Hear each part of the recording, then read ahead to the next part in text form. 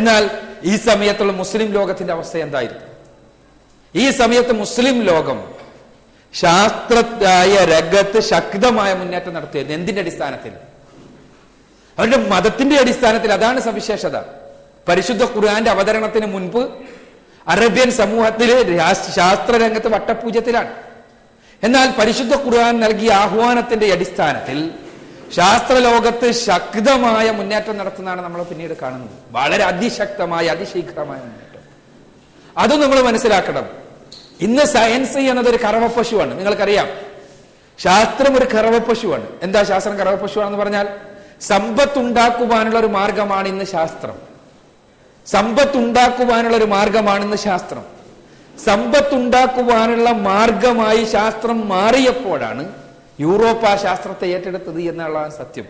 എന്നാൽ ശാസ്ത്രം കേവലം ത്യാഗം ആവശ്യമായിരുന്ന കാലഘട്ടത്തിൽ, ത്യാഗ മാത്രം ആവശ്യമായിരുന്ന, അതിൽ നിന്നൊന്നും ഇങ്ങോട്ട് കിട്ടാനില്ലാതിരുന്ന കാലഘട്ടത്തിൽ പടച്ച തമ്പുരാന്റെ വേദഗ്രന്ഥം പറയുന്നു എന്ന കാരണത്താൽ മാത്രം അറിവിന്റെ അന്വേഷണത്തിന്റെ ചക്രവാളത്തിലേക്ക് കുതിച്ചുയർന്നുകൊണ്ട് ശാസ്ത്രരംഗത്തിന്റെ ഓരോ ശാസ്ത്ര ശാഖകളുടെയും അടിവേരുണ്ടാക്കിയത് മുസ്ലിം ശാസ്ത്രജ്ഞന്മാരാണ് എന്നുള്ളത് നിങ്ങൾക്ക് കാണാൻ കഴിയും. ഓരോ ശാസ്ത്രശാഖയും നിങ്ങൾ പരിശോധിച്ച് നോക്കിയാൽ മതി. അതിന് ഒരു തെളിവായി ഏറ്റവും പുതുതായി ഇറങ്ങിയ ജോനാഥൻ ഗ്രപ്പറുടെ ഇസ്ലാം എംപയർ ഓഫ് ഫെയ്ത്ത് എന്ന് പറഞ്ഞ ഡോക്യുമെന്ററി. ജോനാഥൻ ഗ്രപ്പർ എന്ന് പറഞ്ഞാൽ സീരിയസ് റൈറ്ററാണ്. ഗാർണർ ഫിലിംസ് ഇങ്ങനെ ഓരോ ഫെയ്ത്തിനെ കുറിച്ചുള്ള ഈ ഡോക്യുമെന്ററീസ് ഉണ്ടാക്കുന്ന കാര്യത്തിൽ ലോക പ്രശസ്തമാണ് ഗാർണർ ഫിലിംസ്. അതിൽ ജോനാഥൻ ഗ്രപ്പറാണ് അതിന്റെ റൈറ്റർ. അദ്ദേഹത്തിന്റെ എംപയർ ഓഫ് ഫെയ്ത്ത് എന്ന ഡോക്യുമെന്ററിയിൽ നിങ്ങൾ വായിക്കുന്ന കാര്യം കാണാൻ കഴിയും. In the unfolding of history, Islamic civilisation has been one of humanity's grandest achievements. For the West, much of the history of Islam has been obscured behind a veil of fear and misunderstanding. Yet Islam's hidden history is deeply and surprisingly interwoven with Western civilization. It was they, Muslim scholars, who sowed the seeds of Renaissance 600 years before the birth of Leonardo da Vinci. From the way we heal the sick to the numerals we use for counting, cultures across the globe have been shaped by the Islamic civilization.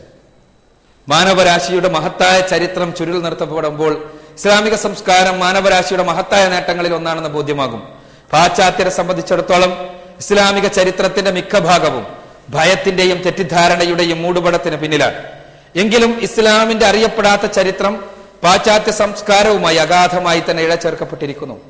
Leonardo ഡാവിഞ്ചിക്ക് 600 വർഷങ്ങൾക്ക് മുമ്പ് തന്നെ അവരാണ് മുസ്ലിം ബുദ്ധിജീവികൾ നവോത്ഥാനത്തിന്റെ വിത്തുപാകിയത്. രോഗികളെ സുഖപ്പെടുത്തുവാൻ നാം സ്വീകരിക്കുന്ന രീതി മുതൽ എണ്ണാൻ നാം ഉപയോഗിക്കുന്ന അക്കങ്ങൾ വരെ ഭൂഗോളത്തിനും ചുറ്റുമുള്ള സംസ്കൃതികൾക്കെല്ലാം രൂപം നൽകിയത് ഇസ്ലാമിക സംസ്കാരമാണ്. ജോനാഥൻ ഗ്രപ്പർ പറയുന്നതാണ്, ഏതെങ്കിലും ഒരു മുസ്ലിം മതമൗലികവാദി പറയുന്നതല്ല ഇത് എന്ന കാര്യം പ്രത്യേകം ശ്രദ്ധിക്കുക. അതേപോലെ തന്നെ ജോർജ് റാഫേലിന്റെ നിങ്ങൾക്ക് ഇപ്പോഴും www.salon.com പോയാൽ നിങ്ങൾക്ക് കാണാൻ കഴിയും. From algebra and coffee to guitars, optics and universities, the West rose the people of the crescent moon. A millennium ago, while the West was shrouded in darkness, Islam enjoyed a golden age, lightning in the streets of Cordoba when London was a barbarous pit, religious tolerance in Toledo, while pogroms raged from York to Vienna. As custodians of our classical legacy, Arabs were midwives to our Renaissance.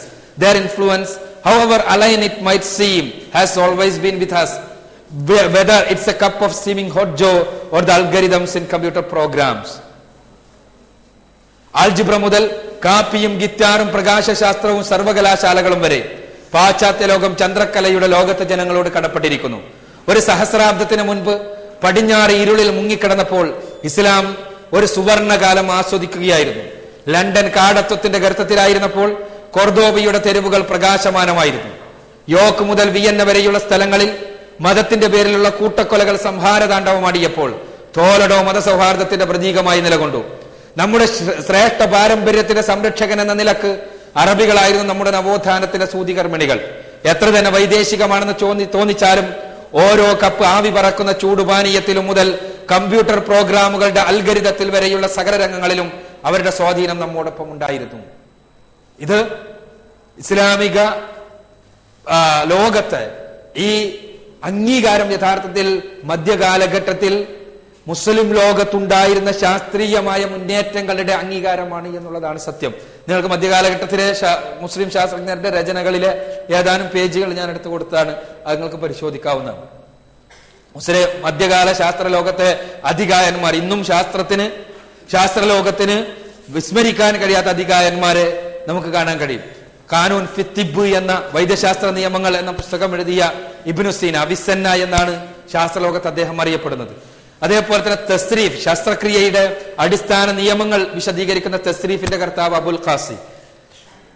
On optics, പ്രകാശശാസ്ത്രത്തിന്റെ, optics ഫിസിക്സിൽ നിങ്ങൾ പഠിക്കുന്നതാണ്, പ്രകാശശാസ്ത്രത്തിന്റെ അടിസ്ഥാനങ്ങൾ വിശദീകരിക്കുന്ന on ഒപ്റ്റിക്സിന്റെ കർത്താവ് Abul Hasan. Book of 70, രസതന്ത്രത്തിന്റെ അടിസ്ഥാന ശിലകളെ കുറിച്ച് വിശദീകരിക്കുന്ന ബുക്ക് ഓഫ് 70യുടെ കർത്താവ് ജാബിർ ഇബ്നു ഹയ്യാൻ സൂഫി. വ്യത്യസ്ത ശാസ്ത്രശാഖകളെ കുറിച്ച് 200ഓളം പുസ്തകങ്ങൾ എഴുതിയ മുഹമ്മദ് ബിൻ സക്കരിയ റാസി. അൽജിബ്രയുടെ അടിസ്ഥാന തത്വങ്ങൾ പഠിപ്പിച്ചിട്ടുള്ള മുഹമ്മദ് ബിൻ മൂസൽ ഖുവാരിസ്മി. ത്രികോണമിതിയുടെ, ട്രിഗ്നോമെട്രിയിലെ ഗവേഷണങ്ങൾക്ക് പ്രസിദ്ധനായ അബുൽ വഫ. ഖഗോളശാസ്ത്ര രംഗത്തെ അധികായന്മാരായ നാസറുദ്ദീൻ തൂസിയും അസർ ഖാലിയും. ഇങ്ങനെ ഒരുപാട് പേർ ഇസ്ലാമിക ലോകത്ത് നിങ്ങൾക്ക് ഓരോ ശാസ്ത്രശാഖയും എടുത്താൽ ആ ശാസ്ത്രശാഖയുടെ അടിവേര് നിങ്ങൾ അന്വേഷിച്ചാൽ നിങ്ങൾക്ക് കാണാൻ കഴിയും മധ്യകാലഘട്ടത്തിൽ മുസ്ലിം ശാസ്ത്രജ്ഞന്മാരുടെ പേരുകൾ. ഇസ്ലാമിക ലോകത്തെ സുപ്രധാനമായ ഒരു ഗവേഷണം ഞാൻ വിശദീകരിക്കുന്നില്ല. നമുക്കറിയാം ഇന്ന് ഭൂമി ഉരുണ്ടതാണ് എന്നും അതേപോലെ തന്നെ ഭൂമി സൂര്യന് ചുറ്റാണ് എന്നെല്ലാം ഉള്ളത് മധ്യകാലഘട്ടത്തിന് ശേഷം, ഗലീലിയോക്ക് ശേഷം, അതല്ലെങ്കിൽ നേരത്തെ പറഞ്ഞ കോപ്പർനിക്കസിന് ശേഷമാണ് ആധുനിക ലോകത്തിന് അറിയാൻ കഴിഞ്ഞത് എന്നാണ് പലപ്പോഴും പറയാറുള്ളത്. എന്നാൽ ശാസ്ത്ര രംഗത്ത് അറിവിനെ കുറിച്ച്, ആസ്ട്രോണമിയിലെ ഹിസ്റ്ററിയെ കുറിച്ച് വിശദീകരിക്കുന്ന പുസ്തകത്തിൽ, ഹിസ്റ്ററി ഓഫ് ആസ്ട്രോണമി എന്ന പുസ്തകത്തിൽ ഈ കാര്യത്തിൽ അറബികൾ നടത്തിയ ശക്തമായൊരു മുന്നേറ്റത്തെ കുറിച്ച് പറഞ്ഞിട്ടുണ്ട്. മലയാളം മാത്രം നമുക്ക് വായിച്ചു നോക്കാം. പ്രപഞ്ചവുമായി തുലനം ചെയ്യുമ്പോൾ വളരെ ചെറിയ പരിമാണം മാത്രമുള്ള ഒരു ഗോളമാണ് ഭൂമി എന്ന വസ്തുത ഏതോ വിധത്തിൽ അറേബ്യൻ പണ്ഡിതന്മാർക്കിടയിൽ അനിഷേധ്യമായ സ്വീകാര്യത നേടിക്കഴിഞ്ഞിരുന്നു. അവർക്കിടയിൽ ജ്യോതിശാസ്ത്രത്തിന്റെ ഉത്ഗതിയെ തുടർന്ന് ആദ്യമായി നടത്തപ്പെട്ട ശാസ്ത്രീയ സംരംഭം ഭൂമിയുടെ വലിപ്പം നിർണയിക്കുകയായിരുന്നു. പൽമീറ സമതലത്തിൽ ഖലീഫ മാമൂന്റെ ഉത്തരവ് പ്രകാരമാണ് അത് നടന്നത്. ഇബ്നു യൂനുസ് നൽകിയിട്ടുള്ള വിവരങ്ങൾ അനുസരിച്ച് അന്ന് 4 നിരീക്ഷകന്മാർ ചേർന്ന് ഒരു ഡിഗ്രിയുടെ ദൈർഘ്യം അളക്കുകയാണ് ചെയ്തത്. 2 പേർ വാമിക്കും തദ്മൂറിനും അടക്കും, മറ്റു 2 പേർ രേഖപ്പെടുത്തപ്പെട്ടിട്ടില്ലാത്ത മറ്റൊരു മേഖലയിലും ഇരുന്ന് അളവുകൾ എടുത്ത് ആദ്യം കിട്ടിയ അളവനുസരിച്ച് ഒരു ഡിഗ്രി 57 അറബിയൻ നാഴികക്ക് തുല്യമായിരുന്നു. രണ്ടാമത് കിട്ടിയ അളവനുസരിച്ച് 56.25 നാഴികയും 4000 മുഴമത്ര ഒരു അറബിയൻ നാഴിക. അന്തിമ വിശകലനത്തിൽ 2 അളവുകളുടെയും കൂടി ഏകദേശ ശരാശരി 365.1/3 നാഴിക ഒരു ഡിഗ്രിയുടെ ദൈർഘ്യമായി അംഗീകരിക്കപ്പെടുന്നു. അങ്ങനെ ഭൂമിയുടെ ചുറ്റളവ് 20,400 നാഴികയായും വ്യാസം 6,500 നാഴികയായും ഗണിക്കപ്പെട്ടു. ഇത് ഇൽഡ്രയറുടെ the history of astronomy from Thales to Kepler എന്ന പുസ്തകത്തിലുള്ളതാണ്. അഥവാ ഭൂമിയുടെ ആരം നിർണയിക്കാൻ, ഭൂമി ഒരു ഗോളമാണ് എന്ന് മനസ്സിലാക്കി ഭൂമിയുടെ ആരം എന്ന് പറഞ്ഞാൽ നിങ്ങൾക്കറിയാം, ഗോളത്തിന്റെ കേന്ദ്രഭാഗവും അതിലുപരിതലവും തമ്മിലുള്ള ദൂരമാണ് ആരം. ഇങ്ങനെ ആരം നിർണയിക്കുവാൻ വേണ്ടി ശാസ്ത്രീയമായ കണ്ടുപിടുത്തം ഇസ്ലാമിക ലോകത്ത് നടത്തുന്ന സമയത്ത് ആണ് ബ്രൂണോ ഭൂമി സൂര്യനെ ചുറ്റുകയാണ് എന്ന് പറഞ്ഞതിന് ചുട്ടുകൊന്നത് യൂറോപ്പിൽ എന്ന് നമ്മൾ മനസ്സിലാക്കണം. അതിനുവേണ്ടി മാത്രമാണ് ഈ കാര്യം ഉദ്ധരിച്ചിട്ടുള്ളത്.